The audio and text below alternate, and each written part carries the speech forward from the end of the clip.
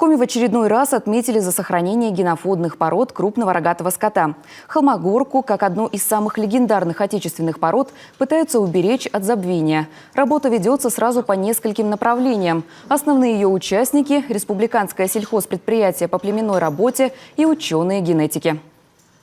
Было около 3 миллионов доходило голов. По всей России была порода.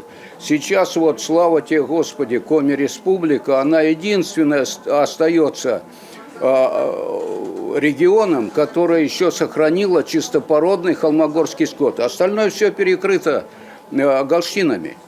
Все, нету. И холмогорка теперь приезжает к нам из Московской области, просят, вот недавно, прошлый год, купили теляток и увезли в Виш чистопородных холмогорских печорского типа. Вот. И от них будут намывать яйцеклетки, закладывать на длительное хранение.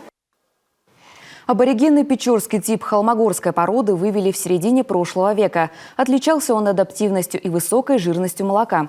Сегодня на родине печорской холмогорки, в Устцильме, занимаются печорской мясошерстной породой овец. Здесь уверены, овцеводство на севере можно сделать вполне рентабельным.